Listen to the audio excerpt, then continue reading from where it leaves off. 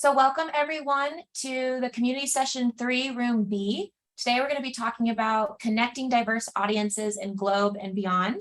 And I know you can't see my face, so I'm just a voice in the air, but we're going to introduce Julie Hawk, who's going to give our first talk. So the floor is yours, Julie. Hi, as she shared, I'm Julie Hauk, and I'm from Defiance Elementary School in Ohio. And I have been with Globe for about 3 years, and I have really enjoyed the partnerships that I've been able to form. And so that's what I'm focusing on today in my talk, How Do You Partner? One of the things that I was able to do with Globe was write a grant. This was provided to me by one of my Globe mentors, and I did a Planet Stewards grant, and it has been very interesting to see how Globe partners right with that, and I've been able to do a lot because of that. The grant itself was for $5,000, and everything that I've been doing, I've been able to include Globe protocols with that, and so I will share more about that. I've been able to contact local community partners and support because of Globe, and I have really built some good partnerships.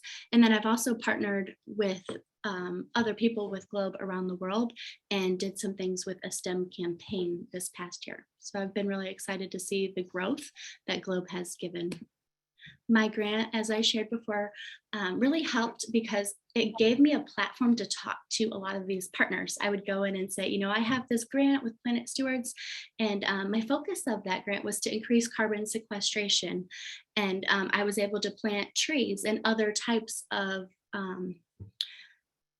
plants around my community. And so it really gave me that platform. And so I loved being able to do both of these at the same time.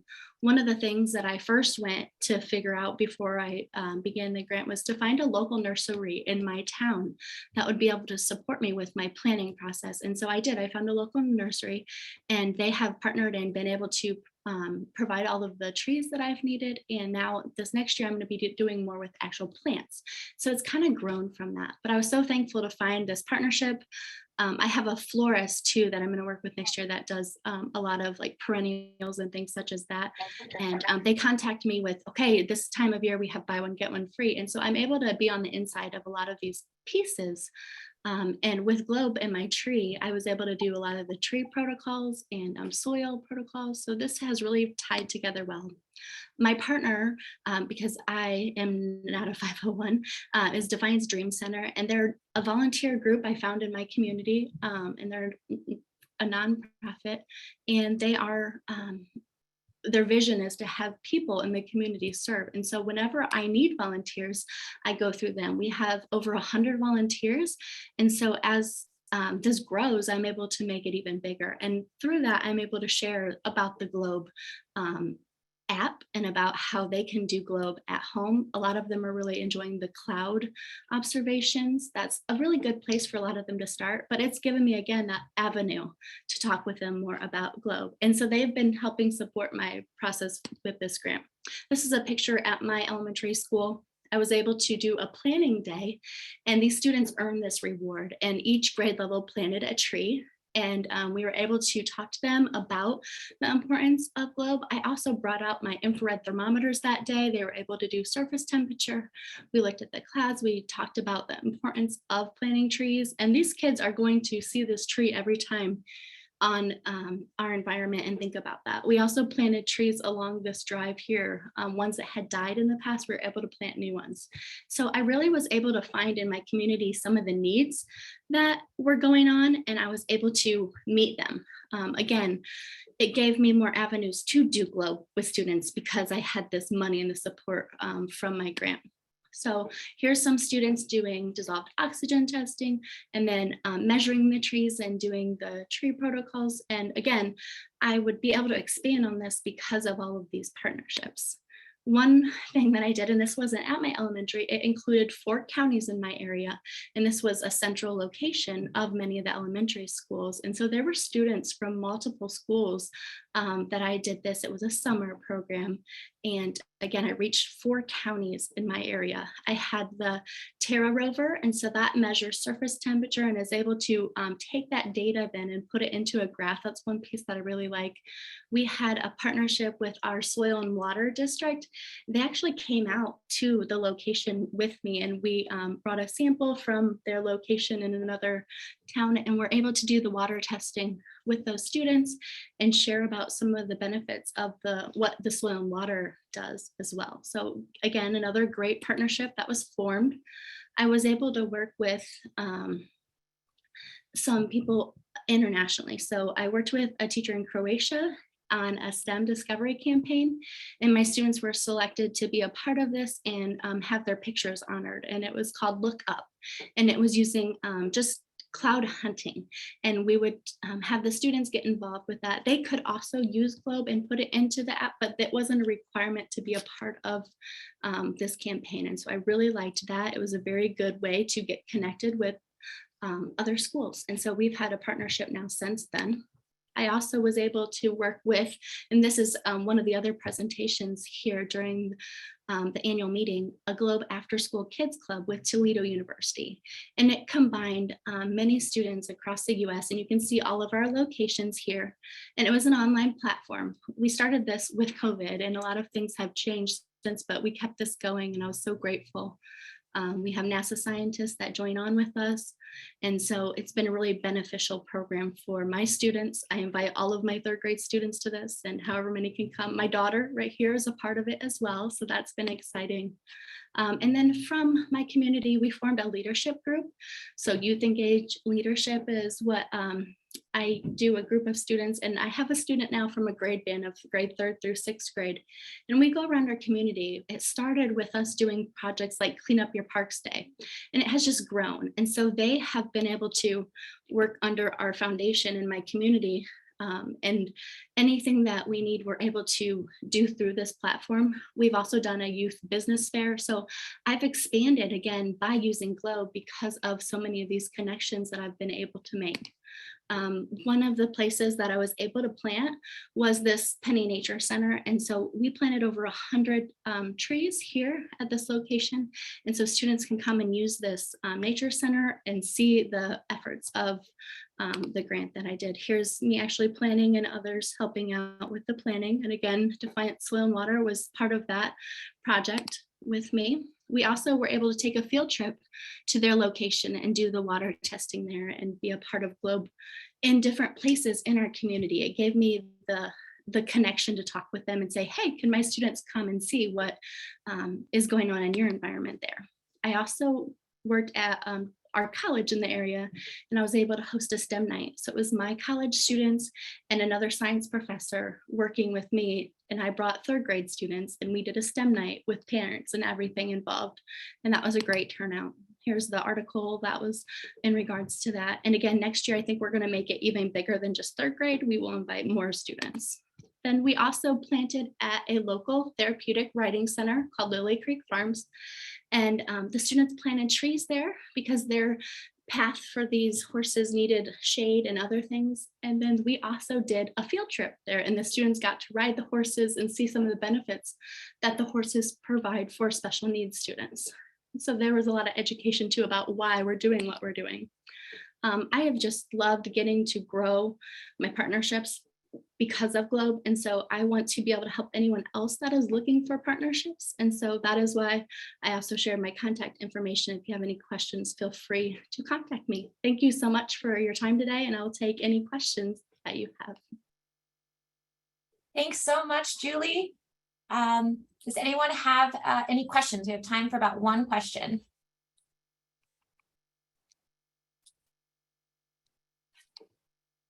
I think we might have a question in the chat. I think it's from me. How did you initiate all these amazing connections, Julie?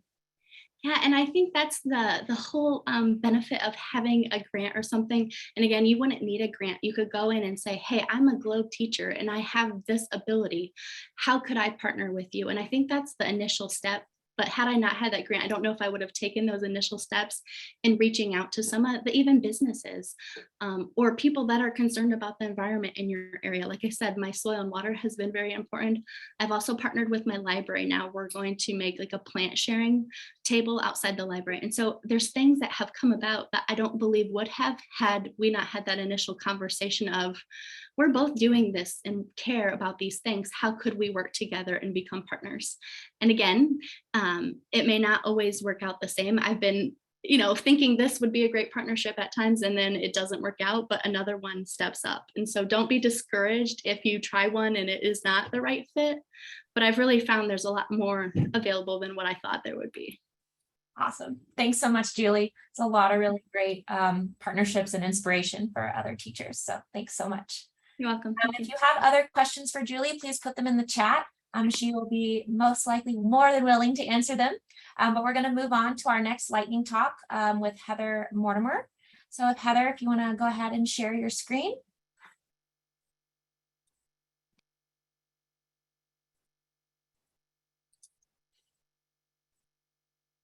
Can everyone see that all right? We sure can. Awesome. So again, my name's Heather Mortimer. I am a graphic designer and technical writer on the Globe Observer team. And a big part of my role is to ensure that all of the communications materials and outreach materials that we're putting out are accessible to people with disabilities. And so last year we had the amazing opportunity to work with a really cool high school intern named Nadia Graham. I believe now she's working with Rosalba, who I think I saw on the call. So it's really exciting that she's still doing stuff with the Globe program. But what she worked on while she was interning with us were ways to make the Globe program more accessible to people with visual disabilities. And as part of that, one of the things that she did a lot of research into were adaptive instruments. And so we'll get into a little bit more about what adaptive instruments are. But first, let's think about this. How would you read a rain gauge if you couldn't see it? I know this is the rain gauge in my yard, so I usually go out. I look for the water line and then look at the markings on the tube to figure out how much rain has been collected in the tube. And that's how I read my rain gauge at home. But again, how would you read the rain gauge if you can't see it? Well, Nadia came up with a really interesting solution. What she suggested was simply using a regular rain gauge, but with pipe cleaners and a tactile caliper.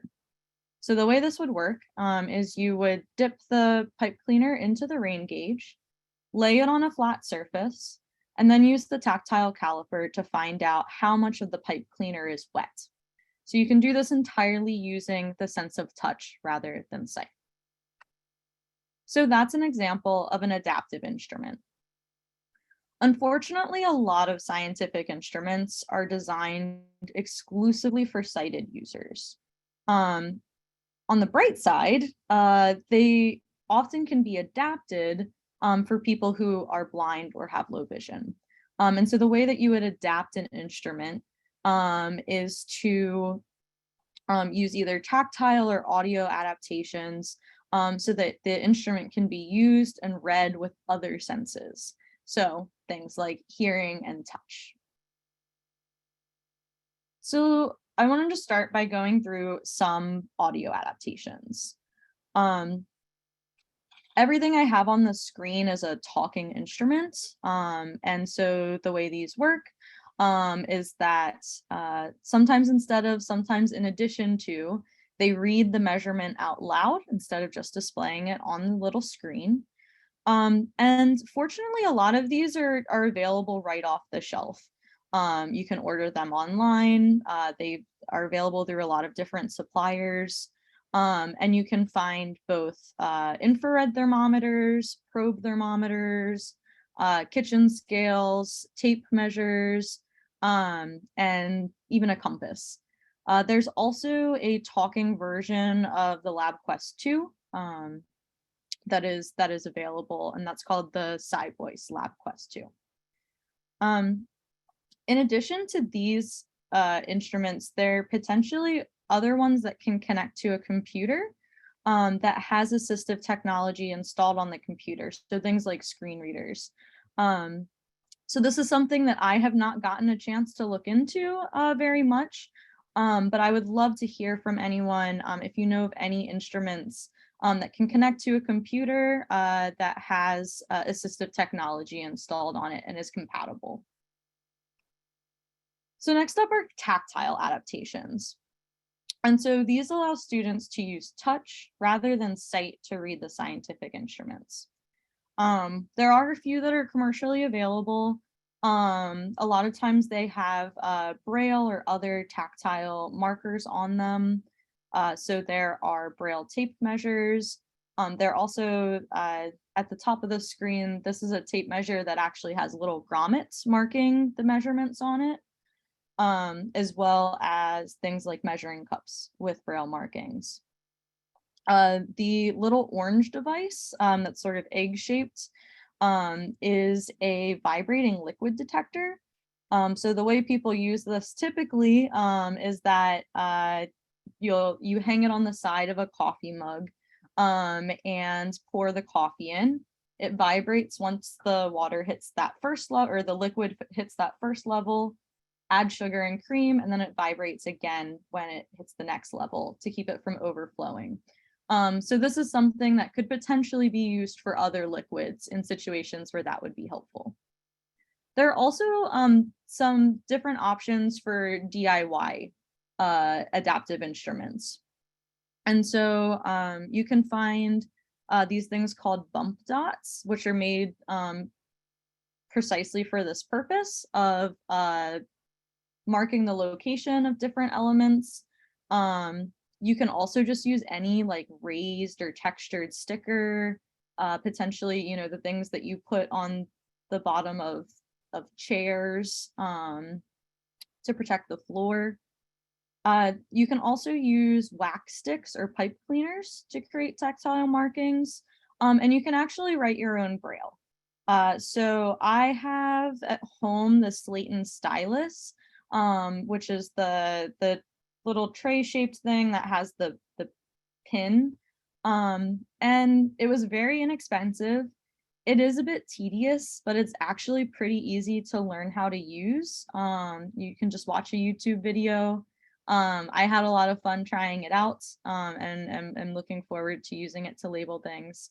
But if you want to go the easier route, it's a little bit more expensive, but you can also get a Braille labeler that essentially works just like the Dymo tape labelers. Still fairly inexpensive, but not as cheap as the stylus. And so there are all sorts of different instruments that you could potentially adapt just by adding tactile markers.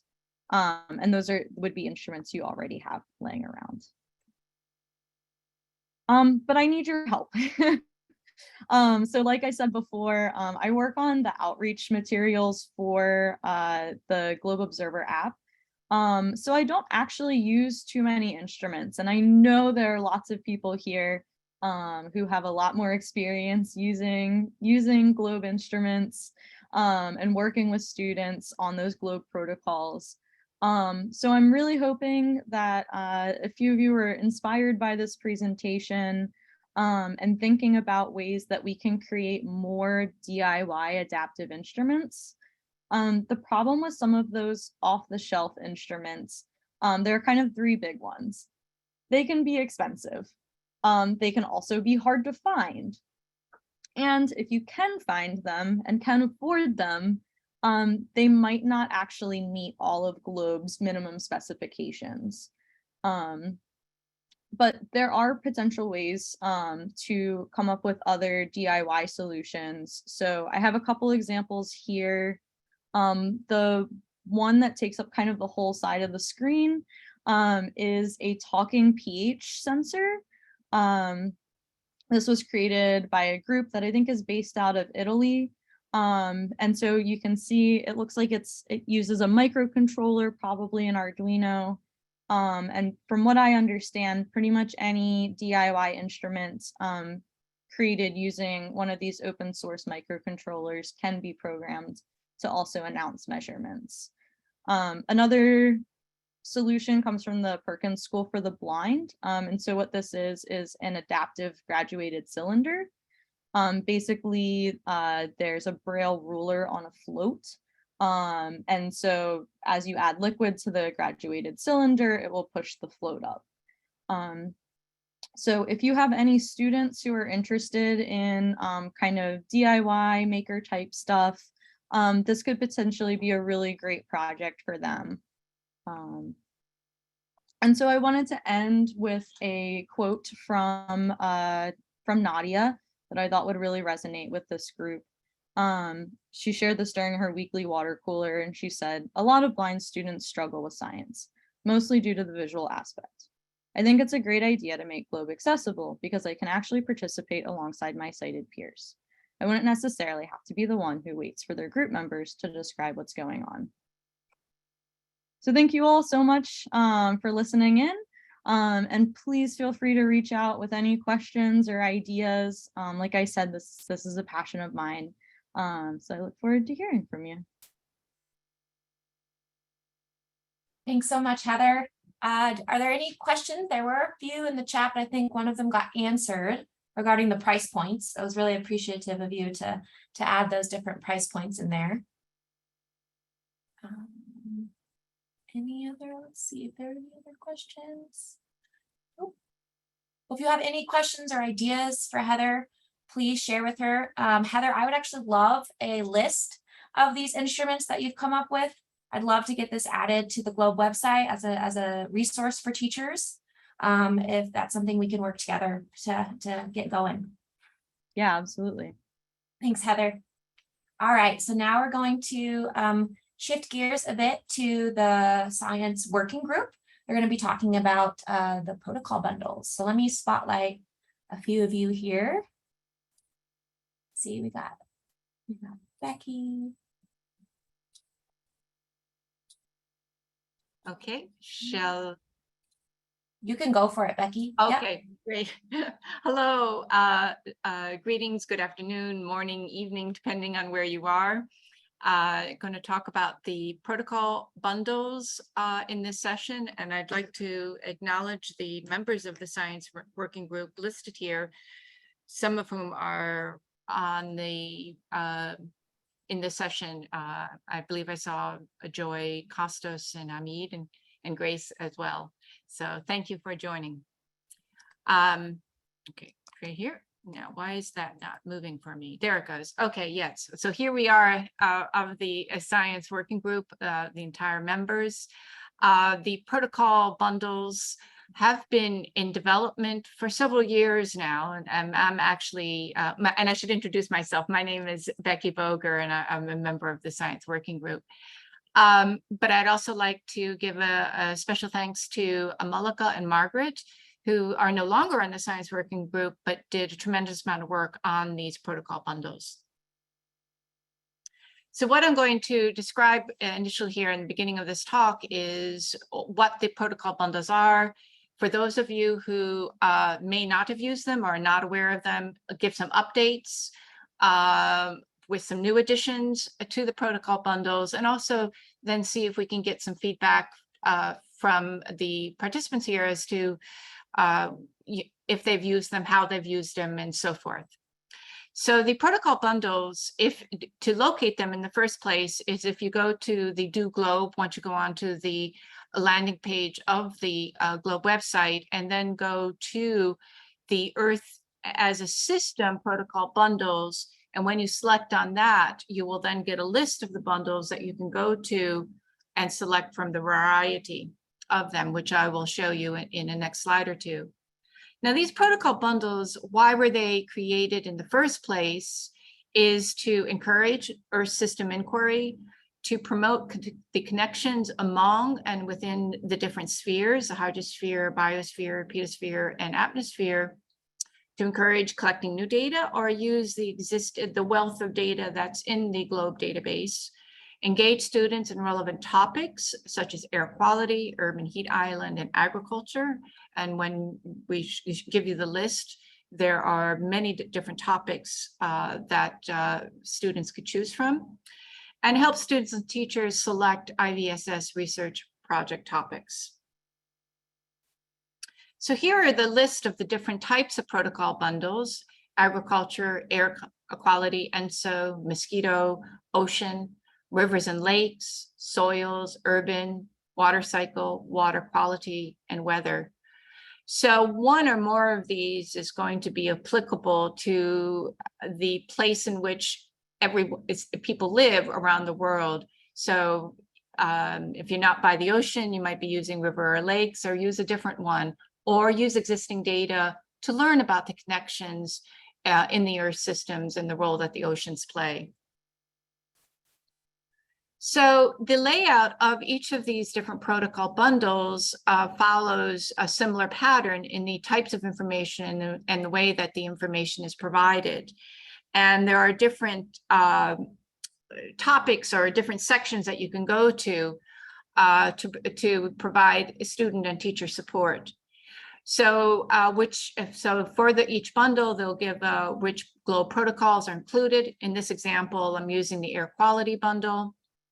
It goes specifically into the GLOBE protocols and how they fit into the air quality bundle, giving relevant scientific information, some student research questions, an example of a student project. Many of the student projects are drawn from those that have been previously submitted to the IVSS, case studies, and acknowledgement and references for additional research and information.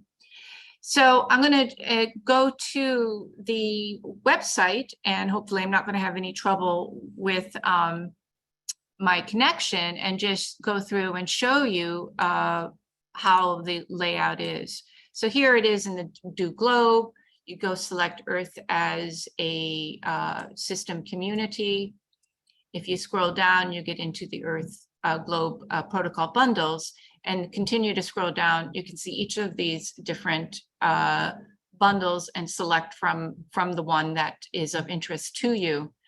And so going to learn more about the agricultural bundle, for instance, using again this one as an example, it will give you an overview of what the bundle is about, some relevant information and context of why this particular bundle will be of interest and relevant to students, to society, and so forth.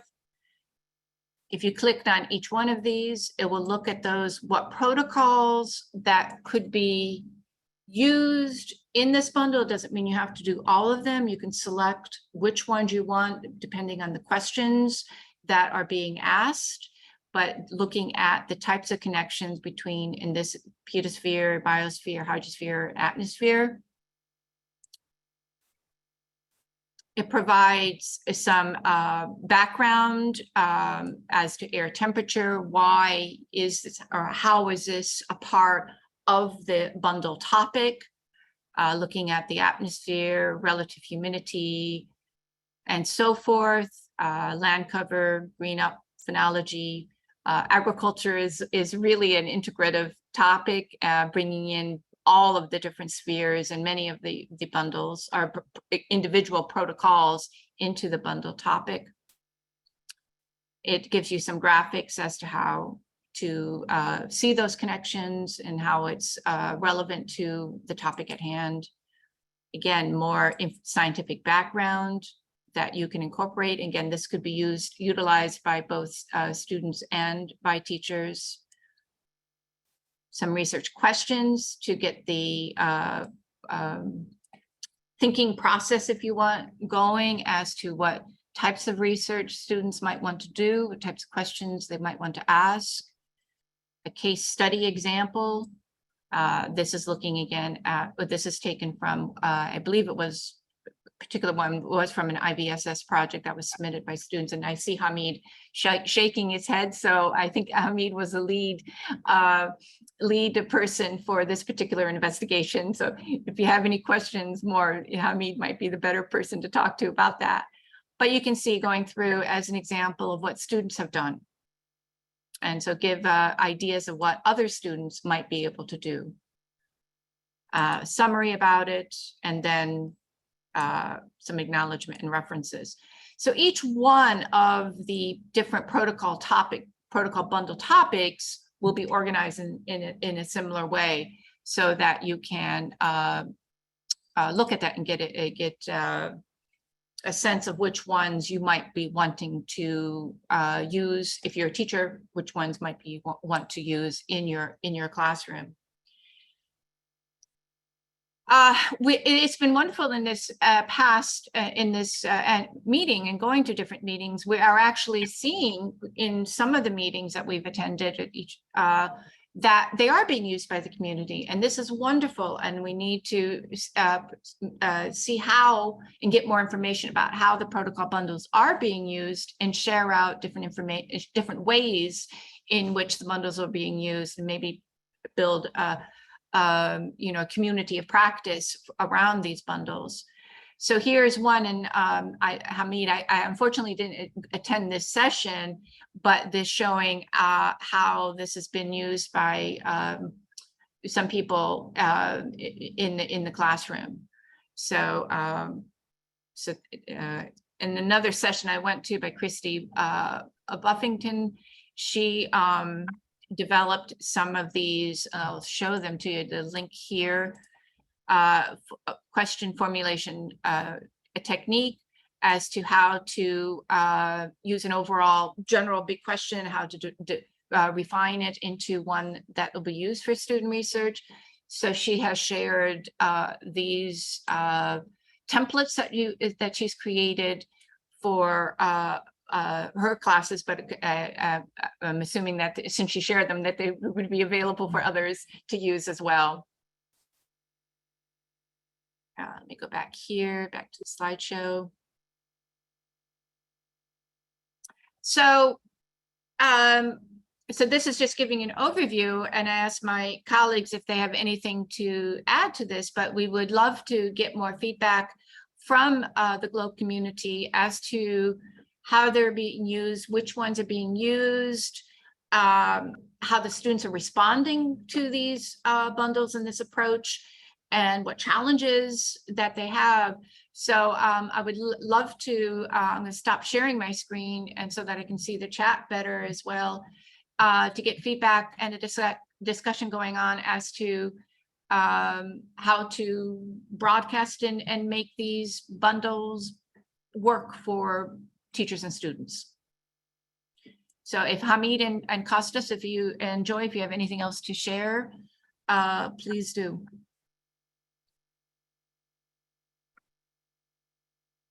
Okay, you said everything.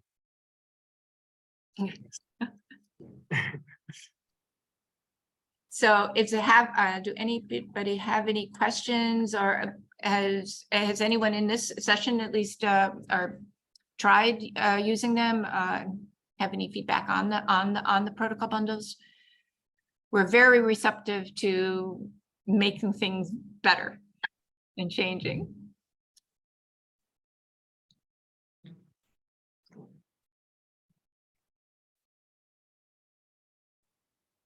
And any suggestion for a new bundle? So if a thematic area needs focus, basically it can be suggested. Yeah. So more, of course, we started with a few, Kostas, if you remember. Then when we are in Detroit from the workshop, the community gave some things that we have to develop. For example, agriculture, ozone. These are which are the feedback from the community. Then we develop one by one.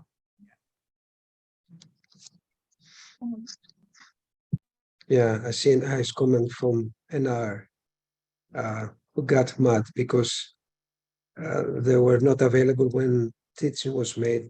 Yeah, this is what exactly is the story about bundles, that they connect information between different thematic sectors, and they give you the opportunity for integrated view of the same environmental problem from different angles. And this is why they have been developed, as a matter of fact, in order to put together the various dimensions of the program in the different thematic fields. And I strongly advise their use because they give the opportunity for a spherical, for an integrated view of every single environmental problem. And I think they're also designed in such a way, I mean, these are complex topics, and when you're dealing with Earth systems, there's a level of complexity to them, but I think they've been developed in such a way to make it manageable and to promote thinking about those connections. And so I think that it is a strength of the bundles. But also as a thinking, Grace, given that, you know, that some of the, at least the two talks that made reference to the bundles, that maybe we could create some sort of space where people, if we can have those connected as, or maybe it's already being done, Grace, I don't know, but it just thinking. Brings up a really great point, Becky. So I was leading this learning about protocol sessions this year, and we're really trying to promote the use of bundles and show how they do connect across spheres. That is the whole point.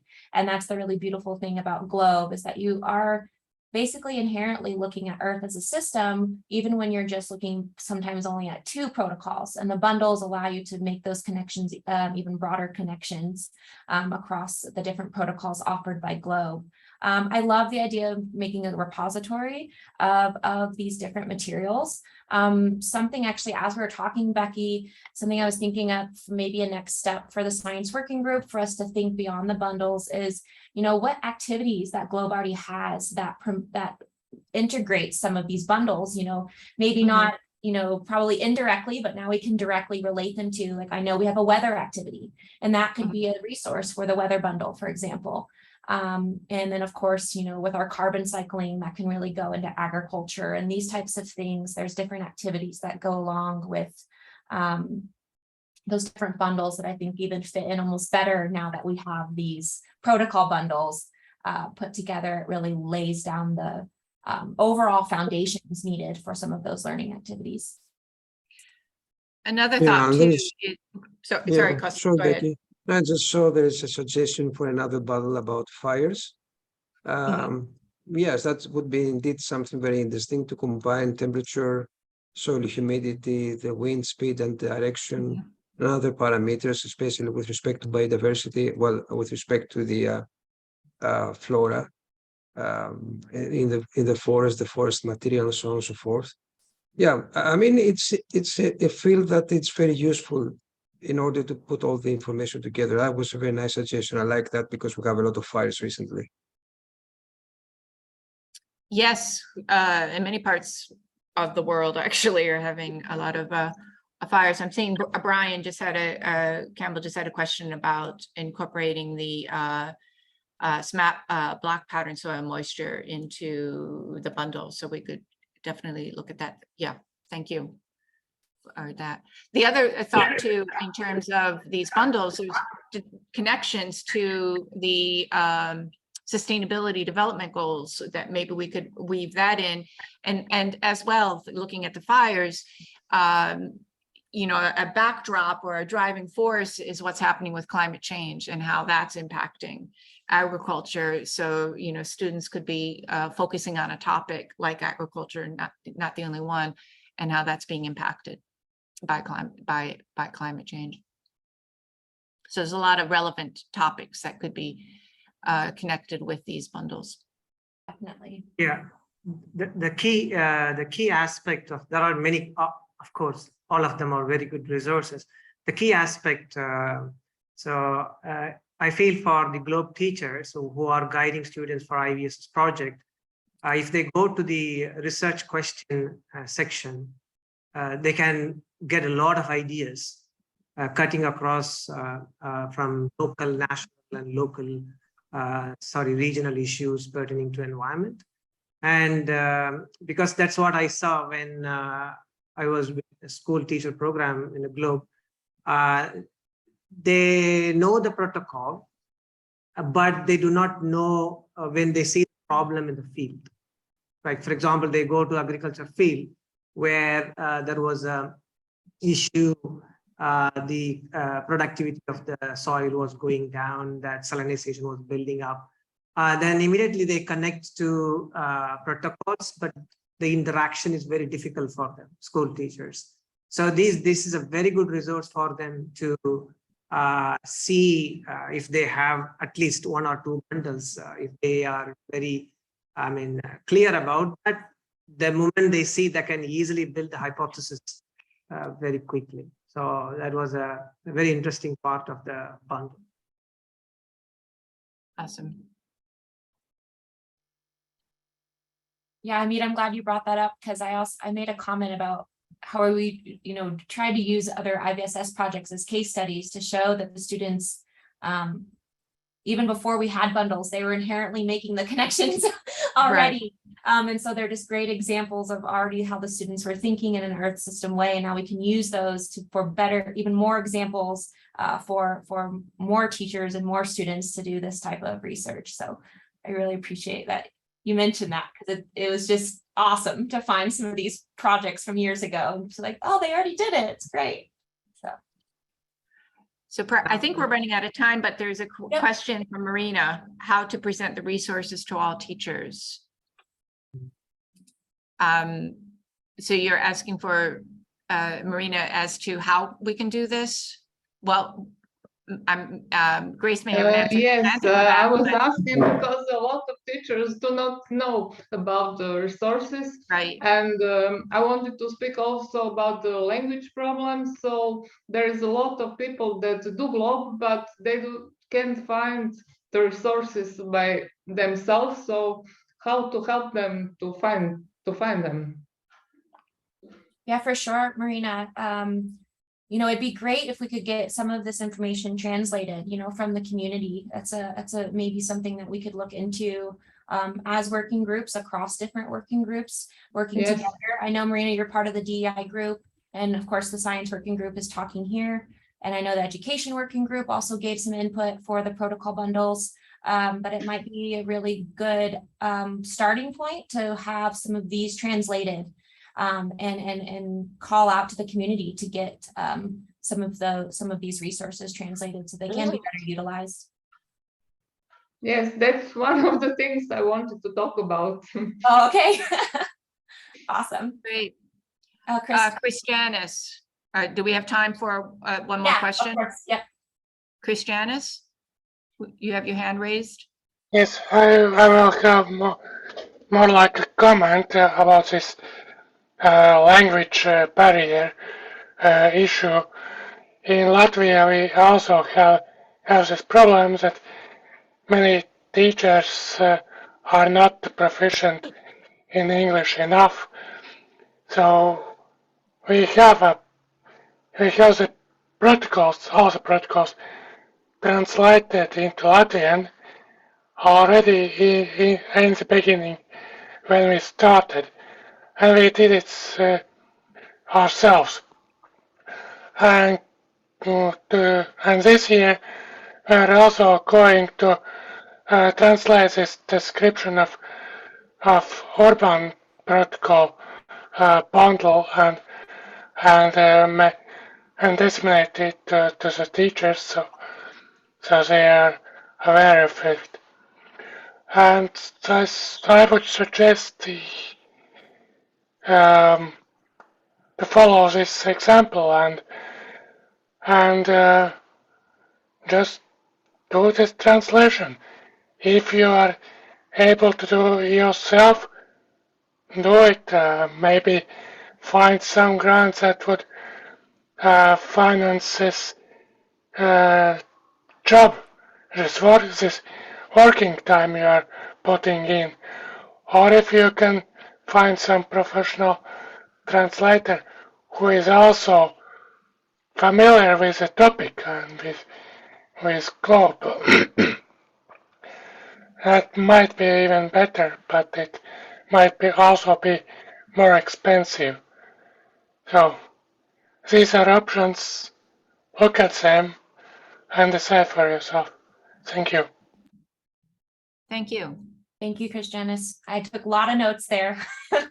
So that a lot of good ideas that we need to bring forward. Any other questions before we take a break? Marina, I think, has her hand up. Did you? Yes, I Yeah, want go ahead, to Marina. say that the DI working group is working on the translation. I must say that our first achievement was Croatian translation in Globe. So I tried it myself and it's working. So we are doing, there is no money for translation, but we are doing a campaign for volunteering translations from scientists, students, alumni, students, so that we want them to work on translation so that every country can have its own translation and all protocols translated. So it will take some time, but I think it will work out. Thank you. I know we're running overtime. Grace, is it okay to? It's Take okay to another- take one more. Our next session doesn't start till 11:15 MDT. But I do want to make sure people get like Okay. about a 5-minute break at least. But go Okay. ahead, Joy, if you want to ask your question. Yeah, no, not a question, but actually, I'd like to tell everyone that the Science Working Group is actually welcoming all these suggestions. So actually, Becky mentioned during her presentation that we are in a process of looking into these suggestions from the community. For example, if you'd like to add more on the protocol bundle. So we're looking at how we could make a way or a process on how we could look on each of these suggestions or comments from the community. So we welcome and thank you very much for everyone for all of these suggestions and comments. Great. Okay, and Bo has been making some comments here too. So maybe as one final thing, Bo, did you want to say anything in addition to what you've been writing there? Yeah, well, the first thing is the bundles are the best thing I think I've ever seen for the way I think, because I have students in my classes who also are ADHD and who have their own different patterns of thinking. So the bundles are the easiest way in I've ever seen to teach language and to be dual language learners. So in LAUSD, we have in our school district over 205 languages, not counting indigenous languages that are dying and the kids are maybe still wanting to speak their own language. But we have a deaf project with kids who also have cochlear implants. And I have some children's books that from an animator who has a drawing book, and maybe classrooms might want to draw little elements of what they learned from the bundles when they bring it into colder weather in the fall or winter. And we could start with maybe could we get the School of Languages to work with us at Cal State San Bernardino, because they really need students and they work with the State Department and they also teach Arabic. And so I'm sure that there are people around near LA who might want to work on it with all of you. So that's sort of a starting point because I don't want to overwhelm anybody. We also have a place I've started for teacher resources. And it would be great to put that repository in a tiny place where we could put curriculum for teachers and some of the things that are bigger constructs, and maybe working on a measurement tool about keeping you on your school day, since we're working on it with the public library here with NASA in Los Angeles too. And we have a huge library, city and county library system. So I don't know, maybe we could pilot with you in some very little steps and then move it where you need it to be, or however big it needs to be with some grants. All sound wonderful. So, Thanks so much, this Bo. is the beginning of the discussion, not the end. Yeah, it's barely started, but thank you so much. I feel so much at home. This is so exciting to me and I'd love to play. Thank you. Okay, I think we do need a All right. break, right? We're gonna Grace? take a So- break. Yeah, no, great conversation. Really appreciate the science working group bringing this forward and promoting these bundles and us getting feedback from the community. So we're gonna go ahead and take about a 10-minute break. So we're gonna come back here at 15 on the hour. So it's going to be 11:15 a.m. MDT. So we will see you back in about 10 minutes with Peter Nelson. All right, everyone. Thanks again. Thank you. Asante. Bye.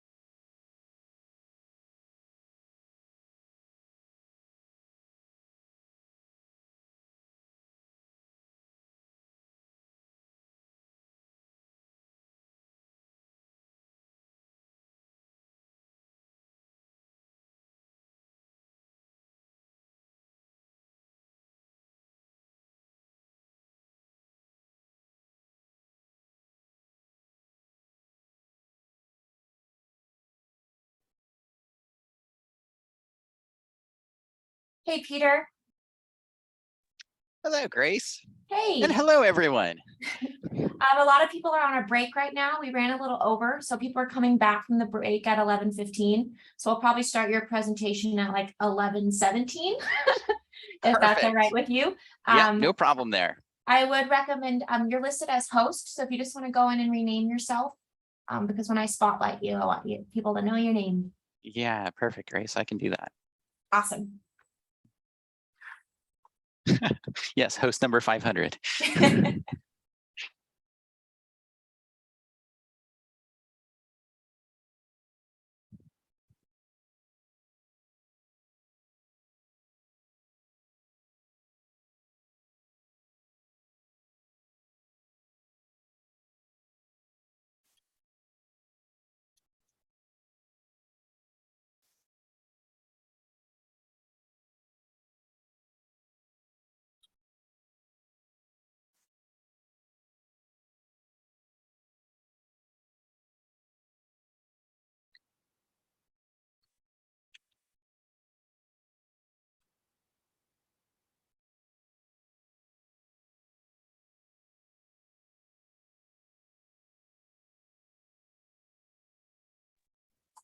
All right, I think people should be coming back. It's 11:15. I hope everyone is back and ready for a wonderful presentation from Peter Nelson. Peter, I'm going to go ahead and have you share your screen with your presentation, and I'll get you spotlighted. And then we will start in about a minute. Perfect. Thank you. Of course.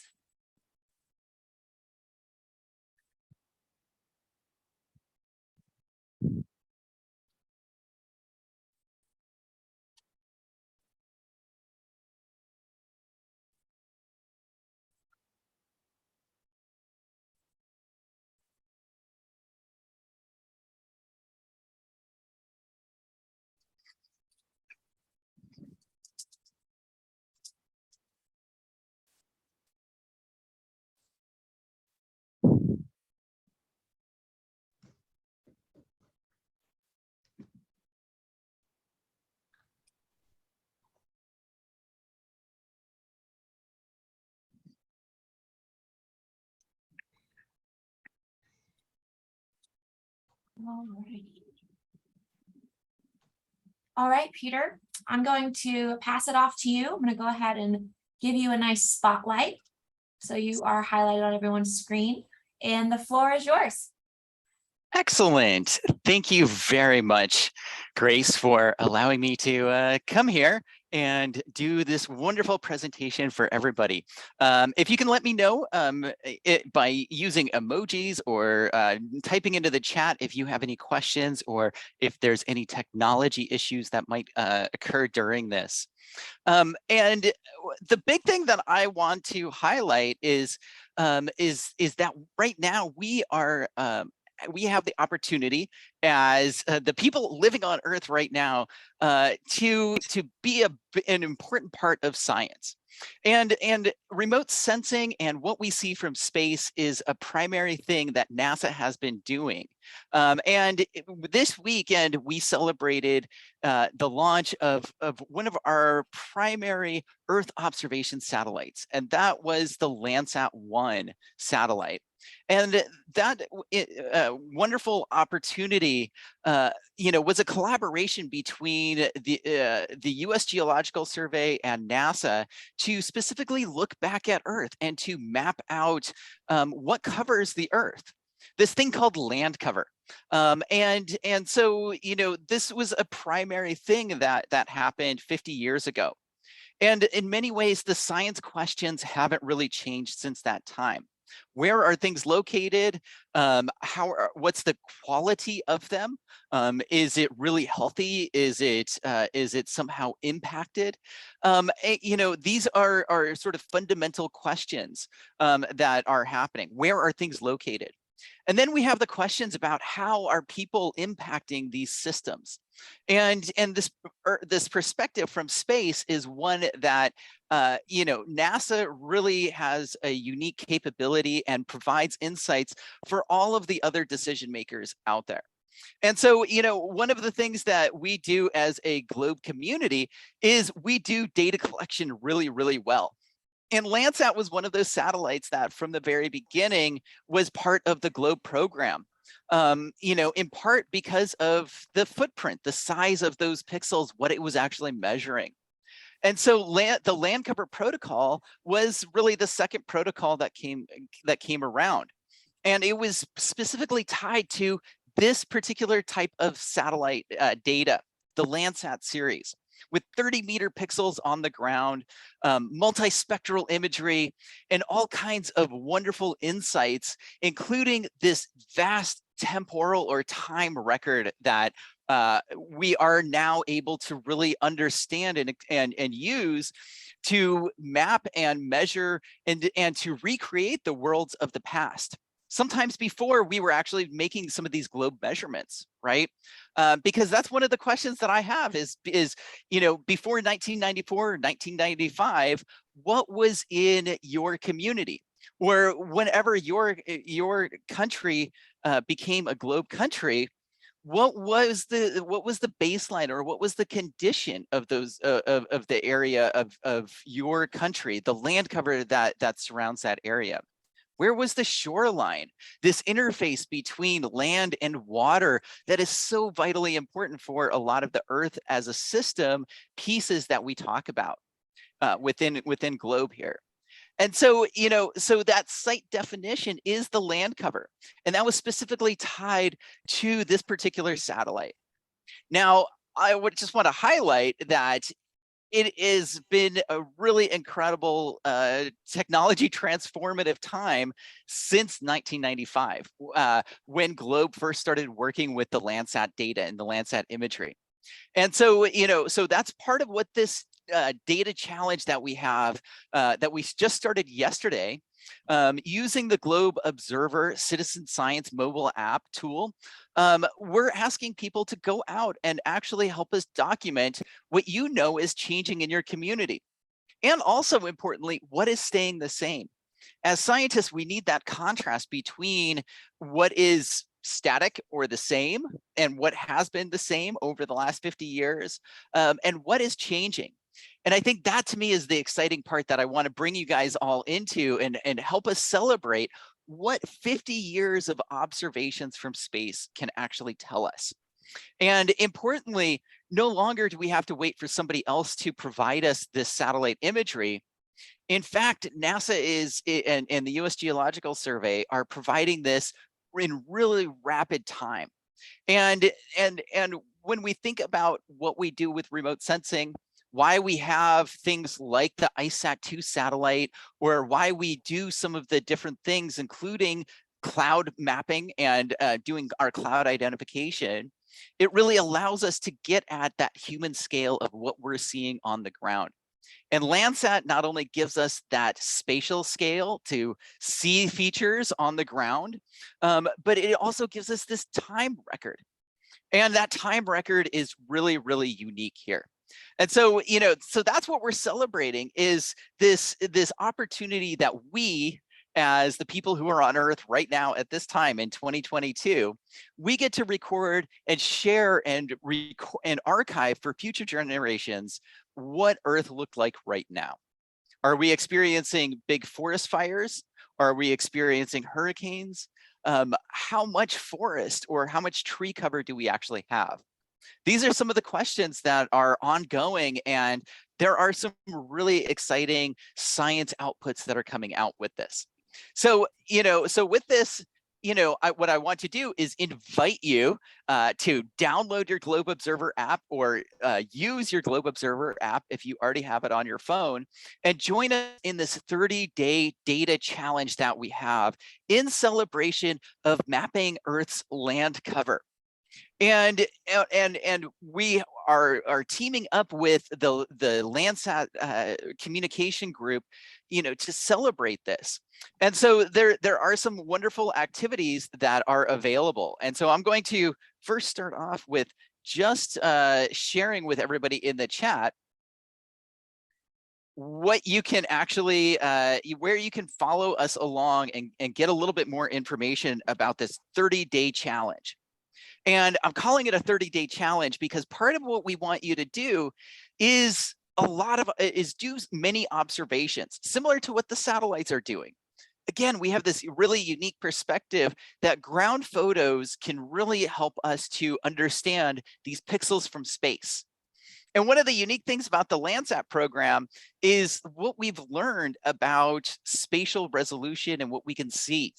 The early years, we couldn't see very much because of the resolution of the images. The orbit was actually higher in space. So what we could see wasn't quite the same.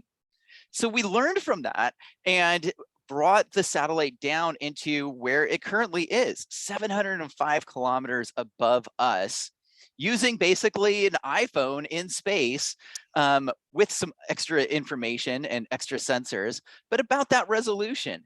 And it is recording what we see on Earth. And sometimes it's clouds and we can't see Earth. Other times we can actually see that vegetation or the water or the urban areas where we're all living. And so, this is what we want to actually record right now and get this and archive it into this database so that we have not only the satellite measurements from above, but also what it looks like on the ground. And I want to reinforce here that whenever you're using your Globe Observer tool, your mobile app, and taking digital images, you are doing remote sensing. So you are simulating and doing exactly what this satellite is doing up in space. So it's a great opportunity to practice not only making your own primary data collection using Globe Observer and capturing that blue light, that red light, and that green light, the way it reflects off of different surfaces. You can be a part of doing that remote sensing and gathering up some digital numbers that we can do math with. We can do all kinds of really interesting things, especially when we compare it to the satellite imagery. So, a lot of what, one of the things that we're going to do is yes, Josephine, I am talking about the Land Cover Challenge. And so I'm kind of staying right on that slide specifically to kind of highlight this piece because on this webpage, we actually have a little bit more information about not only how you can participate, but how you can invite your community to collect data that your students and your community can actually use going forward. And not only Globe challenges, but also just understanding your own community. It's a great community building activity because you can actually create teams, as we've discussed in many other sessions. You can have students, like I said, do some analysis of the photos that are getting taken during this time. And all of this is wrapped around Landsat imagery and celebrating 50 years of data collection and the science that has come from this. Again, this is sort of foundational to a lot of why Globe does what it does and kind of the way that it does it.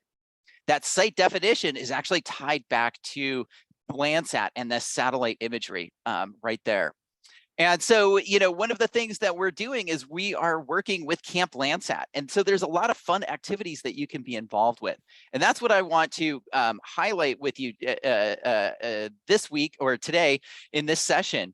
But what we are going to have is a variety of themes that reflect the week 1, week 2, week 3, week 4, and week 5 aspects of Camp Landsat. And so, you can learn a little bit more about this particular data challenge. And we're asking you to, if you participate and do 25 observations, you will actually receive a Landsat image of one of those observations. So you can actually start doing that Globe activity of doing that comparison between the satellite imagery and the ground. Do you both see green? Do you both see blue? What are some of these other colors and patterns that you might see when you look down from this different perspective? And so, that Camp Landsat, piece right now is focused on people and places.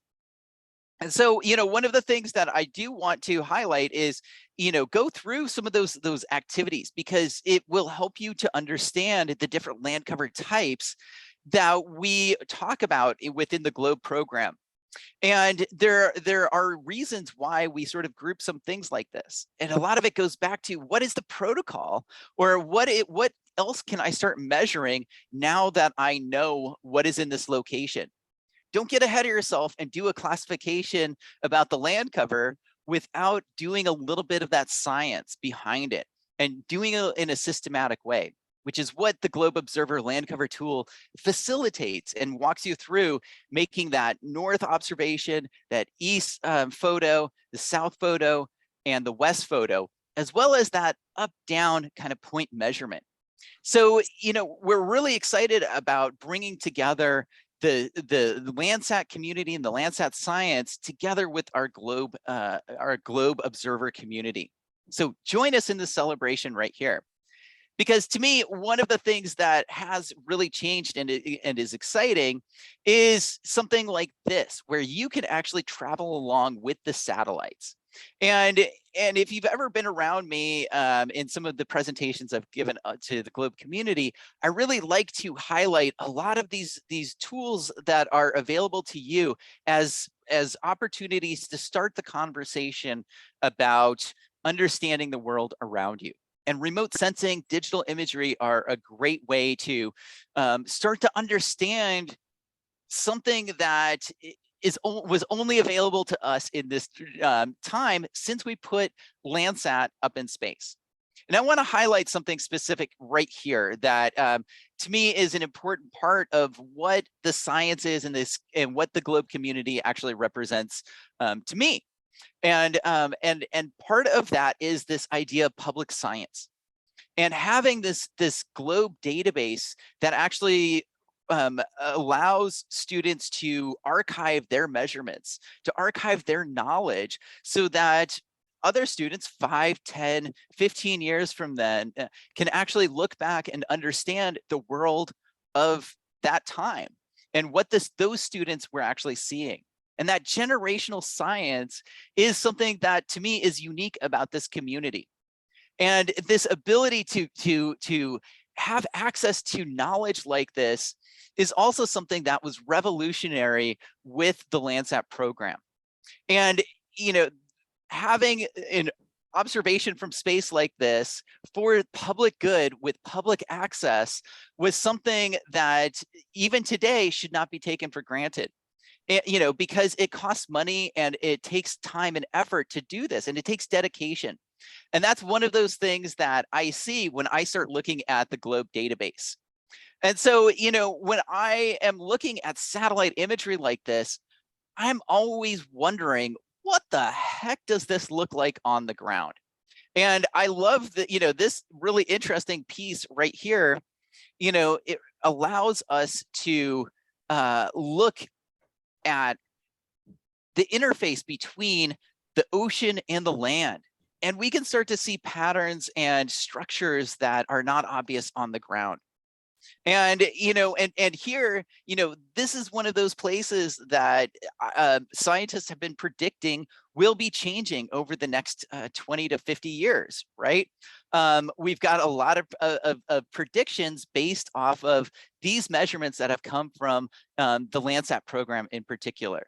So, take a look at something like this, where we can actually see geological structures and past climate here. I just, looking at this, I've never looked at this place. So that's another wonderful thing about satellite imagery is sometimes you end up in Russia or other places, that other Globe countries that you might not have been thinking about going to. And what I find to be really fascinating when I look at this particular Landsat image is you can see this geological line that is related to the coastline right here. That's a really fascinating sort of circular approach right here that also has rivers starting to, dissect and go through it.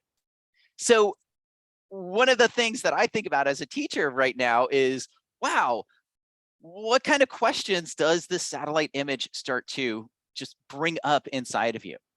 So I'm going to pause right here and give everybody a moment to look at this particular landscape. And in using the chat, you know, ask some questions about this particular landscape or this image. You know, is there a particular GLOBE protocol that we might use to investigate something you see on this particular satellite image? Because this is one of the fun things about this space view, is you can start asking questions just using this data, and then you could just work with the data, or you might even be able to go to those landscapes. So thank you, Becky Boger. I appreciate a nice comment in here. How about connecting the imagery with the protocol bundles? Yeah, I could think of you know, Earth as a system, right? Is a great protocol bundle to look at the differences between, you know, different parts of this landscape. You're looking at the hydrology cycle in this one. And as well as, you know, what is the elevation difference around some of these features, right? And elevation is one of those things of that Landsat, we realized, you know, we can approximate, or we can do some interesting techniques, but it doesn't give us that vertical dimension as well as we would like. So that's where, you know, part of one of the things about science, and especially the Landsat program, what we learned over 50 years, we needed a different way of measuring that vertical structure. So this is where actually using different systems like the ICESat-2 satellite that Brian Campbell, you know, talks about, is a great way of augmenting Landsat data that gives us some really interesting measurements about the light and what is there in terms of some of the physics. But it also, you know, if we combine that together with those laser measurements, we can start to see the shadows. We can start to see some of that vertical structure. And so that does actually allow us to look at changes over time in locations. And so, Becky, I really appreciate you bringing up the change over time piece, because that is something that when we think about GLOBE protocols, we don't have very much around this sort of change over time with land cover. It's sort of implied in there with some things like, you know, do the site definition, look for changes and some things like that. But this, I think, is something that is different about the science that we can do today because of the Landsat program. In 1995, we just didn't have as many observations. The data wasn't as available to us. We didn't have something like the internet like this that actually served out the imagery really quick for us.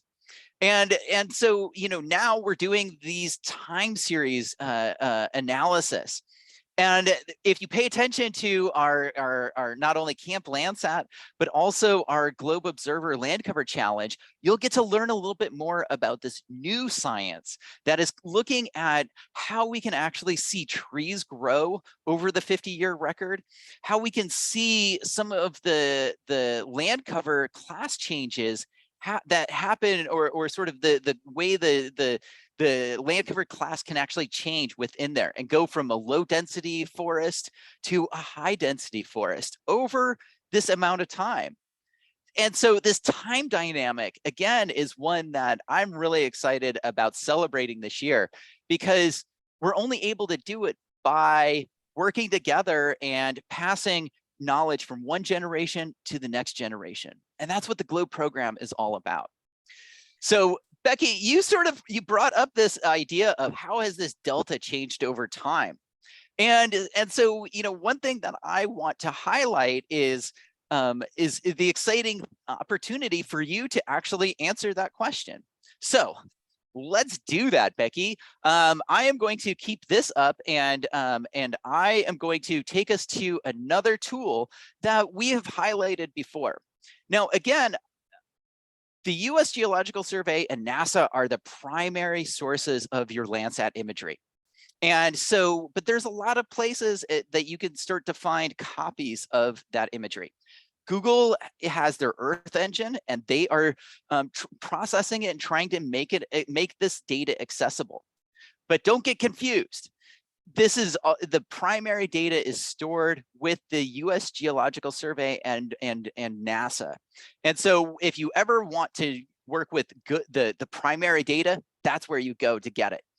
And so here, I'm going to go to, a time-lapse Google tool, and I am just going to do this in real time right here. And they have this nice tool that I will drop into the chat that allows you to look at their particular time series that they put together of the Landsat imagery. And so, this has been highlighted a lot in the past and by a lot of different sort of projects. And here you can actually see the globe sort of changing. One thing to pay attention to, though, is that there are some smaller changes or things that are happening that you can't see from all the way out like this. So one of the things that I'm going to do is we were looking at Ust-Olensk there in Russia. So I'm just going to go back over here to our Google time lapse and see if I can actually take us to that location. First, we're going to look at some glaciers, and I am going to show you. Is it Oost an island? It might be. Because Oost is used as a word in Scotland too. So So, this is the wonderful thing about the GLOBE program, right? And this is also, I'd say, one of the sort of challenges that we all have and kind of working through is, getting the data in a way that our students can work with, making sure that the languages and the instructions are all being used, or are able to be used in a lot of different languages. And so, this is one of those things that has sort of changed and gone through some opportunities and has become much more widespread and much more useful is, organizations like Google or like Microsoft, and even NASA going through the process of translating instructions into other languages. So I really like this Google Earth Engine time-lapse tool because it does allow you to time travel. And the key here is, can we actually tie together our globe observations that students are making and use a tool like this to time travel to a time when maybe they weren't around, and to help them to understand these changes that are happening and the processes that you can see from space like this. And so since Becky brought up this idea of how has this river sort of changed over time, one, I want to highlight, we're looking at a natural color image here. So we don't get to see all the fancy colors that are actually available in the real satellite imagery. Okay, so that is sort of this interesting limitation of using free tools, but it allows you to go from something like this, which is this was actually earlier today, July 27th. So we're seeing the Earth in near real time. Google allows us to go back to 1984, and here we can actually see what this river delta looked like at this time. And I can easily go back and forth between just two time periods and notice and try to observe some of those differences that are there. So, this is some of the fun science that is now available to us in a way that previously it really wasn't, and it was hard to get at some of the satellite imagery. So if you go to some of our Trees Around the Globe student research campaign websites, you can actually see some of these videos and some of the tools that we've been highlighting there that really make use of this 50 years of satellite imagery and particular science that Landsat really represents. And so, join us in this celebration this year of 50 years of Earth observations, and pick one of these weekly themes. Go out, find the plants in your community, What are they? Make some observations and share them with me and with the rest of the GLOBE community so that we can actually see and understand what the world that we actually live in 2002 looks like. So thank you all for joining me for this initial celebration of the 50 years of Earth observations with the Landsat program. Pay attention for the next over the next year. There's going to be a lot of other materials and resources that are coming out, and I'd love to connect with anybody who is interested in using this in your classroom or just learning more about land cover and some of these tools that we've been highlighting. So thank you all, and I hope that you've had a great GLOBE meeting. Thanks so much, Peter. So Thank you, appreciative of Peter. your presentation. That was such amazing tools and information to get involved and to share with everyone and teachers. I really like that time-lapse tool. There's so many very cool things that you can do with that in the classroom. So thank you so much for that. We're a bit at time, so if anyone has questions for Peter, please drop them in the chat. I think he'd be more than welcome to answer any questions or to provide any other links. But we are going to get started onto our next presentation, which does involve also a panel. So we have Dixon Butler, Shannon Connor, and I think Jody Laney, I think she's here today, but Jody Haney, I apologize. She will be having a video presentation. So I'm going to go ahead and share the screen for you, Dixon, so we can get this ready. Let's see here.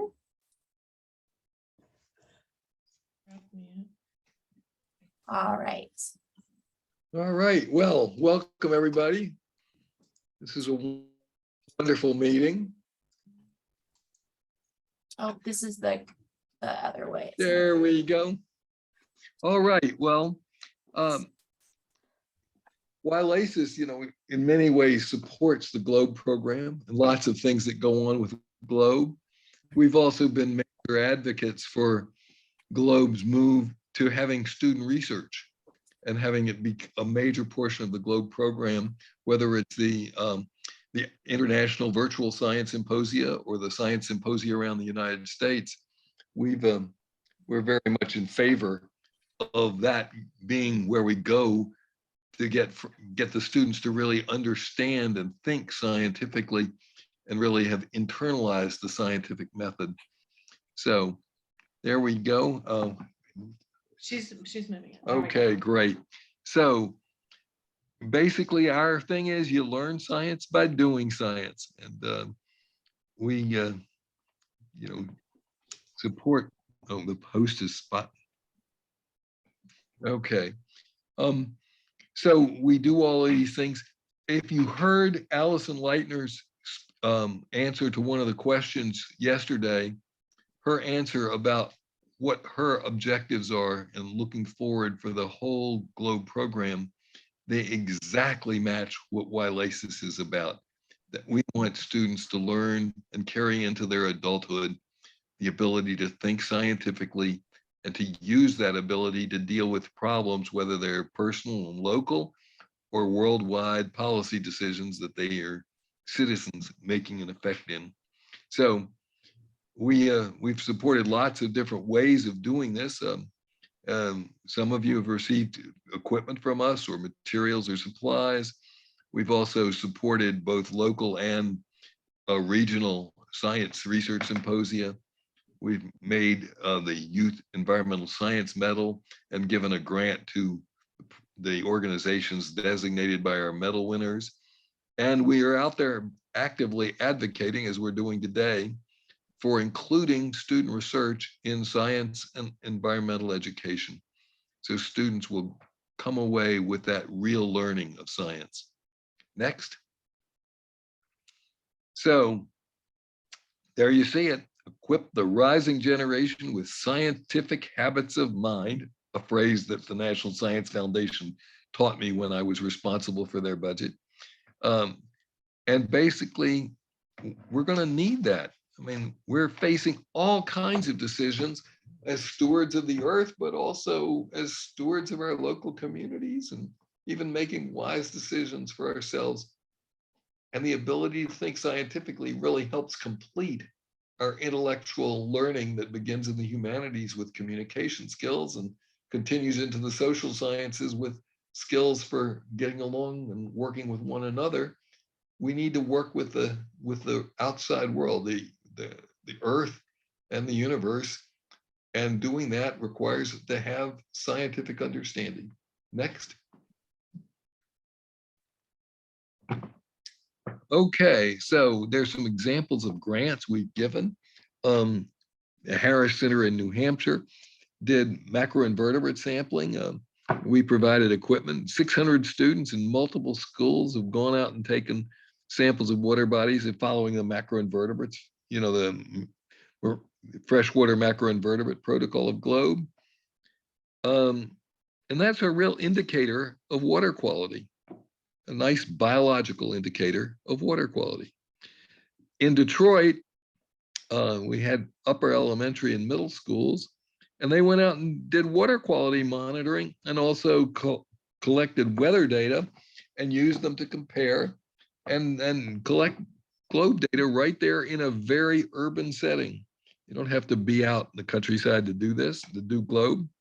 And then Southfield Elementary School did water quality measurements as well, both for the Chesapeake Bay Foundation and for GLOBE. So here in Maryland, near where I am, there are lots of folks working together. NOAA, the Chesapeake Bay Foundation, the Maryland Association for Environmental and Outdoor Education, and many local schools. So, by the way, you may notice those 3 grants all focused on water quality. And one of the reasons is for that, is we were emphasizing what are called meaningful watershed experiences, which are now required in the state of Maryland by statute. And we were highlighting these 3 grants, which all dealt with supporting that. Next. There we go. Grant guidelines. All right, we've tightened and modified our guidelines as we've learned and gone on. One of the key things is that we're now looking for proposals that include getting all the way to student research, not just collecting data for GLOBE or other programs, but actually this having a process included in what the grant supports that gets all the way to the students doing research projects. They could be research projects which are shared through GLOBE, but they can also be shared through other programs. The key is that they be presented by the students. So we also love to see, and have actually, without working very hard at it, provided opportunities for students from under-resourced schools, for underserved places. We've helped bring students into student research symposia who might have never met a scientist, and really open the world and the world's eyes to them, as well as in general for all the students learning to see themselves as scientists. Then as I discovered several years ago at a meeting of the Citizen Science Association, half the various environmental monitoring citizen science things that were presented at the conference were questions of environmental justice.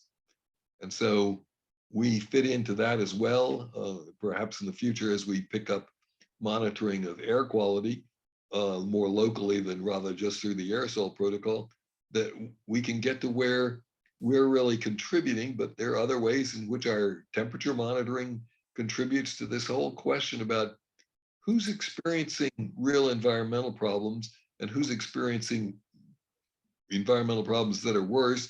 And is that because they're poor or have been in other ways discriminated against? That's not right.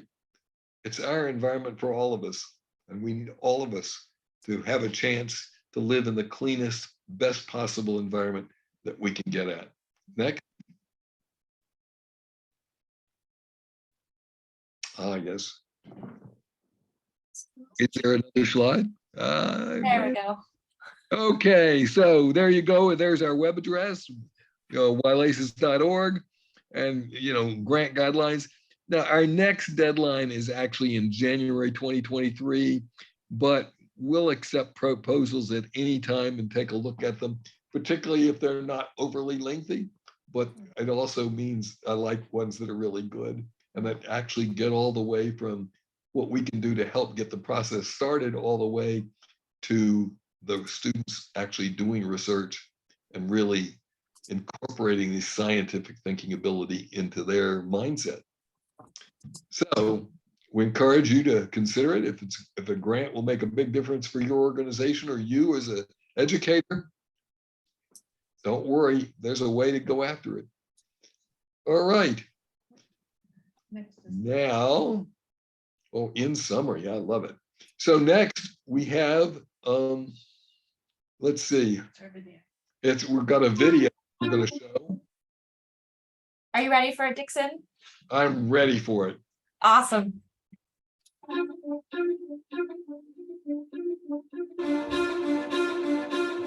The problems of today increasingly require critical thinking to solve. Students across the globe need to be prepared to tackle these environmental problems with wisdom and scientific thinking ability.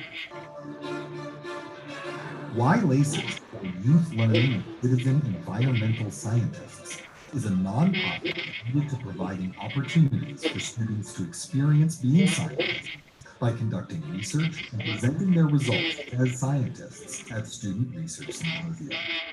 We got some basic equipment. The very favorite thing that you brought to them were the infrared thermometers, and the minute they had one in their hands, they felt like they were a real NASA scientist. By supporting students with access to affordable, consumer-friendly technologies such as water quality monitors, handheld GPS devices, and inexpensive scientific instruments, Y-LACES supports young citizen scientists to contribute meaningful, reliable environmental measurements. Through your generosity, we launched the very first weather STEM station in the state of Michigan. We found out that our weather station could push data to the GLOBE program. So not only could our students use this data, which they have with their GLOBE projects, but scientists from around the world could use the data that was being collected in Gibraltar, Michigan. Y-LACES has given more than 100 grants, totaling over $500,000, benefiting students around the United States and the world. The resulting investigations have engaged students in meaningful research, raised awareness of environmental issues through air and water quality monitoring, built understanding of ecosystems, and sent students to regional and local symposia to present their research. So we had conductivity, dissolved oxygen, E. coli, alkalinity, pH, and temperature. But is there any other additional protocol you would want to use? Say if you could start over again. At Student Research Symposium, students gain the opportunity to present their findings and receive feedback from professionals and peers. Students presenting their research are treated as scientists and therefore see themselves as scientists. I discovered a real love for environmental science and fieldwork. It's a good experience here. You learn a lot. Being able to talk to people who are actually in the field that you want to go into and seeing what it could be like in the next couple of years since you're graduating is really awesome. While students study their environment, they learn to think scientifically in addressing problems. Join us in becoming the rising generation of scientific thinkers and stewards of our planet Earth.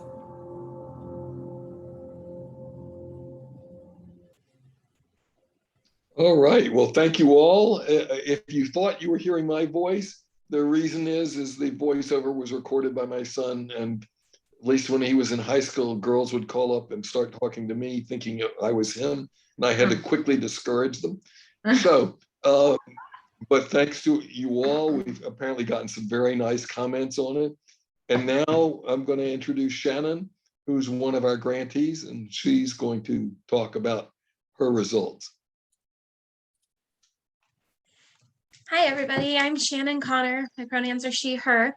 I'm an education program coordinator for a program called Watershed Guardians at the Pacific Grove Museum of Natural History in Monterey, California. Go ahead. Watershed Guardians is a student community science program that I'm the sole educator for it. I take students out into our local watersheds and get them out of their classroom and doing science.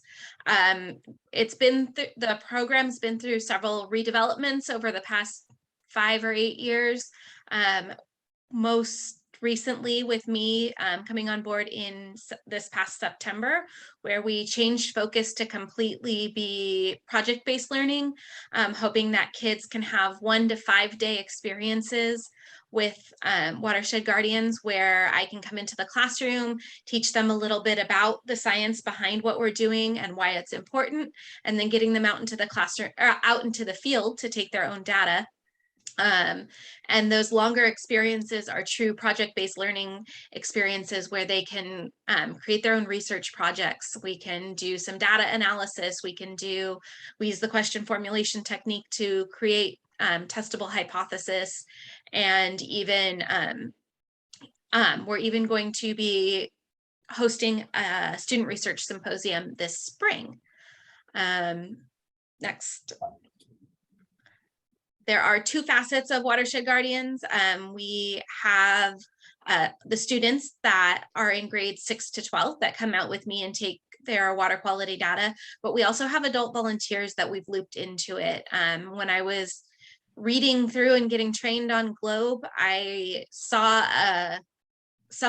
one of the things somewhere said that, like, in a perfect world, we would collect our water quality data once a week at each site. And I said, there's absolutely no way that I'm going to be able to get students out in the field every single week. So in order to help supplement our data and get more of a robust data set locally that students can use, we have some adult volunteers that go out into the field to collect data using the same protocols that the kids would, but that way there's more a longevity of data for students to use. And then they can also compare using Globe, using the Globe database to see other habitats worldwide, maybe ones that are very similar to them or ones that are different from them. Next. We use Vernier Go Direct probes, which were generously funded through YLACES. We initially bought those to actually just use with our adult volunteers. And when I started, I said, these are amazing. They use Bluetooth technology. They can connect to an iPhone, and students read their results on an iPhone. And I thought the novelty of that, getting a kid to use what's in their pocket that they use to, like, watch stupid videos all the time, to actually do science, is going to be a great opportunity for them. So the iPhone interface allows us to Bluetooth connect to those probes, as well as run the Globe data collection app, which I just found out today. I can now use the Globe Observer app to enter my hydrosphere protocol, or my hydrosphere data, which I'm really excited about. We also use transparency tubes and Lamont test kits for alkalinity. We also do a couple of take a couple measurements that are not in the Globe database, because I feel they're super important to our drought-ridden environment in California. So we take a depth measurement and a flow rate measurement, just so that we can compare, and I store that data separately. Next. So historically, Watershed Guardians was focused on the affluent populations of the Carmel River watershed right around the Monterey Peninsula. And this past school year, we received a grant from the Hardin Foundation that allowed us to expand our service to the Salinas River watershed. So if you see on the map there, the little tiny light blue area is the Carmel River watershed. The rest of that highlighted is the Salinas River watershed. So it's allowing us to get out into the valley where there's a lot of agriculture and a lot of students that wouldn't have access to these science opportunities. The photo in the bottom left is a property called Carr Lake, owned by the Big Sur Land Trust. And it is a water it is a wetland that has been converted to farmlands over the past many years. But since Big Sur Land Trust purchased the property, they're working with their community to restore it back to the wetland in the next 5 years or so, or to start restoring it back to a wetland in the next 5 years or so. So that's one of the places that's actually like 2 miles from several of the middle schools and high schools that we work with, that we're able to get students out, and they'll be able to see how the water quality changes over the next few years as the property changes itself. And next. We also have been able to work a lot with the Monterey County Office of Education Migrant Education Program. And that's something that we've been doing for many years, but this year we were able to do a 3-day spring break program that was over capacity. I extended capacity and allowed 35 students to come, even though I typically only allow about 30, and we still had to turn students away, and there was a wait list. Because I can only physically work with that many kids on a watershed at one time. And I offered them the opportunity to participate in the Globe Research Symposium that was hosted at the Elkhorn Slough, which I was able to bring these 6 kids with the help of the Monterey County Office of Education transporting them. I was able to help these students produce this research poster and participate in the research symposium, giving them confidence to present in both English and Spanish. They were the only group to have both English and Spanish on their poster. They also were able to receive all 4 awards from the Globe Symposium that none of the other groups did. And that is something that I'm hoping to be able to do more of in the coming year. I've been working with Peggy Folletta at the Elkhorn Slough to either have a separate research symposium for them next year that's a qualifier for whatever Peggy does, or we'll host one big one together next year, which I'm super excited for.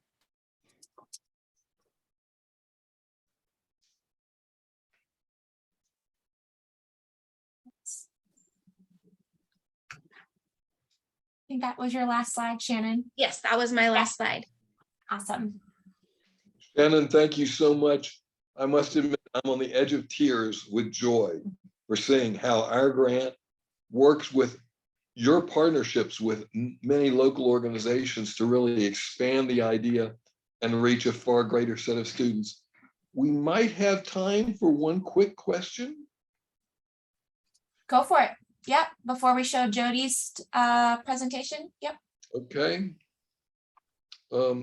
I may need help reading it from the. It'll be on in the comments in the section. Yeah, no problem, Dixon. I'm not seeing any questions yet. Just amazing praises for all the work that you're doing, Dixon, and then of course all the work you're doing too, Shannon, with these grants and opportunities. You know, there's so many wonderful things you could see in Shannon's presentation. One was the strength which she gained from other local organizations, recognizing that they could work with her and build to a larger activity. The other was getting a wide variety of students out into the field.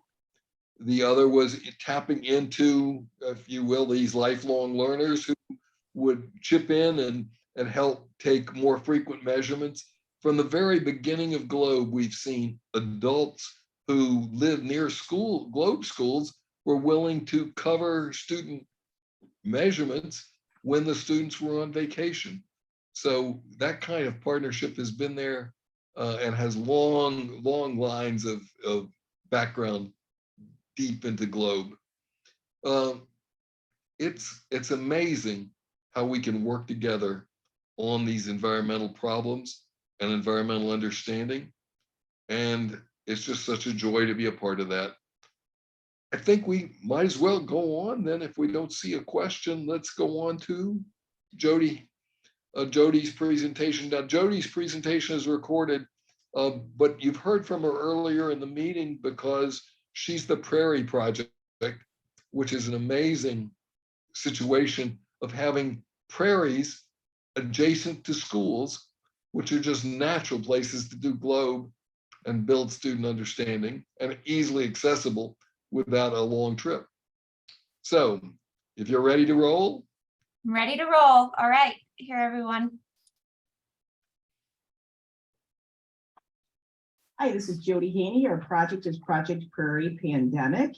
Thanks to YLACES and Dixon Butler for your support of this project. We also had some funding from the National Geographic. We started out this project with the Toledo Zoo, who had a program to install prairies all over the region. And Project Prairie is the name of the piece of that program that installs prairies and does professional development at local schools. The teachers receive some professional development about prairies. Zoo educators go in and teach kids about prairies. And they also do some field work and inquiry of doing some transect studies about the biodiversity of the prairies compared to other places. This project is literally growing. 3 years ago, it started out with 3 schools, and then today it has 18 schools in 6 districts. And very recently, the zoo secured funding to have expand this project to 50 schools over the next 5 years. So we're very excited about our potential and the new partnership that we've formed. When we wrote this project, we really wanted to get the kids to still be learning by doing during the pandemic. And we were in a hybrid model of learning where they were on campus at school some days of the week and learning at home other days of the week. So we took on the research project, how do backyard environments compared to school prairies, knowing that the kids could do research in both areas. We created our own little globe bundle of these 5 protocol areas: clouds, air temperature, surface temperature, soil temperature, and soil moisture. We needed to be able to get the kids to take some equipment home, so we created some backpacks. That's what we predominantly use the money from YLACES for. Put in equipment so that the students could measure those 5, take those 5 measurements at home. But we first taught them how to do that at school. So we did this first in one school with 4th grade students. We taught them how to do cloud observations. I came out and then taught them how to make the other measurements for the other areas that we just talked about. And they practiced in their school prairies all of these data collection measurements, and we had conversations about why this data was important. Then they took the backpacks home and repeated the same studies at home. And the teachers created some social media so that the parents knew what was happening, and that worked out really well. We repeated the same thing with a group of 5th graders from a different school, set up some backpacks. I came in, kids practiced the data in the prairies. We sent the backpacks home with them. They could collect data at home, as you see here, and it all worked very well. That all happened last year. This academic year, really what we wanted to focus was on student research. So we put the students in small groups and had them write their own research questions with some guidance from me. And you can see that I was zooming in with them for this part of the presentation. Then the kids, after they created a research design and plan, they went out and collected data for their own research question. Might be, how does surface temperature in the prairie compare to the schoolyard or to the blacktop or the parking lot, etc. We taught them how to do Google Slide presentations and how to video record those and how to create research posters. I looked at all of that, gave them some feedback, and also met with them again via Zoom. Each student group I met with to give them some feedback, and so that they can make some improvements that they could incorporate into their posters. At the end of the day, we had 13 projects that were submitted to the Globe International Virtual Science Symposium, and we hosted our own Globe local SRS at the Toledo Zoo this year. We even had one North American IBSS winner, one of our 4th grade teams. So we were super excited about that. All in all, it was a great experience. We're looking to expand this beyond the 2 schools into every Project Prairie school as we move forward. So this was really great seed money and a great opportunity for us. Thank you, YLACES. all right. Thank you, Jody. By the way, I noticed in a number of cases, people have thanked me personally, but you should all recognize that what YLACES does has been dependent upon a number of donors, some small donors, some larger donors, but who have really stepped in and augmented what I could provide as support and enable us to do far more in terms of reaching out. This last project started out coping with the pandemic and did that quite creatively. And it also, once again, brings in the importance of teamwork and having additional sources of support. And one thing you saw in both of these examples is the importance of students receiving mentoring, not instruction, mentoring. You know, it's far more, as far as I can tell, that with Globe, the educator is really a coach.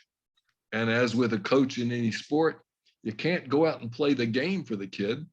You have to let them go, but you coach them and help them do better and learn technique and all of those things. And that's really a critical approach that lets the students do the thinking. And by doing the thinking, they do the learning. All right. Well, thank you all. And thanks to everyone who has been supportive of us. And again, part of the purpose of this at the Globe Conference is to encourage those of you who may need a bit of support to begin building your own collaboration and accomplishment and student research activities, as well as Globe measurement activities, to consider asking for a little support if you need it. And we're overjoyed to supply it. And Lord knows, as you can see in these two projects, we're just thrilled with the kinds of exciting and wonderful things that members of the Globe community and others build on small bits of support and stimulation that we can provide. Thank you all. We're having a wonderful conference, aren't we? Thanks so much, Dixon, for sharing all of your amazing work and information, and so cool to see how YLACES have benefited Shannon and Jody and all the other work. So just thank you so much. We are at time, but I want to be able to offer some people a few minutes for questions. If there's any questions or anything you'd like to ask.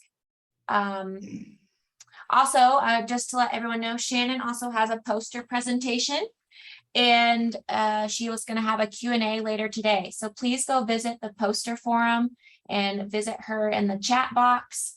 You can find that via the virtual platform. If you go to Connect, then you can go to posters, and that will lead you to all of the poster presentations, including Shannon's. Any other questions or comments? All right. Well, I want to thank everyone so much for attending today, and continue to enjoy the conference. We only have about a day and a half left. We have one of our keynote speakers this afternoon coming on at 1 p.m. Mountain Time. That's going to be Africa Flores from NASA. So I really encourage everyone to go in and listen to her keynote. But right now we'll have about a 45-minute break before then. I do think that Marina wanted to mention something at the end of the session based on diversity. So Marina, I will give you a few moments to talk about what you wanted to say.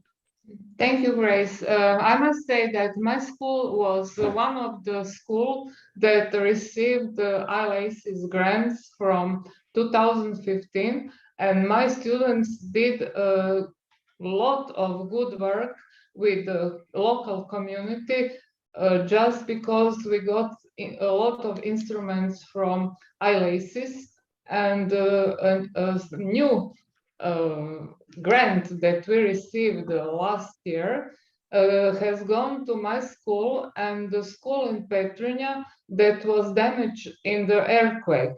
So we are working together on a project. We couldn't finish it this year because we had technical problems with internet. So we are prolonging it to the next year. And I must say that it's great to work like this, because our students learned a lot of science, and they received from Globe stars, and they received some paper recognitions that they use to enter the science university. There are 4 of my students that entered the university. They didn't have enough points, but with Globe papers, they made it because they got some 5 points for this and they did it. They got a certification that they are science I don't remember what, or science something. And thanks again for helping us and the other school. This is a small school in a small town that they do not have much resources, but we are looking for working with them and also find some international project that will be good for them, because this year all the people with children left the city, the small town, and they have a few students. They do not have enough classes. Perhaps they will be closed, I don't know, but I hope that with the marketing, with the Globe projects, they will be better. Thank you. Thanks so much, Marina, for sharing your experience at Lacey's. Thank you so much. I must admit, that's the only time we've given a grant to make up for a Globe school that was ruined by an earthquake. It went a long way, Dixon, which is amazing. Yep. All right, everyone. Thank you so much again for joining this session. Please visit the keynote at 1 p.m. MDT. And with that, I'm going to close us off. So thanks again to everyone. Have a good rest of your day, evening, morning, wherever you are. Just thanks for joining in. Thank you all.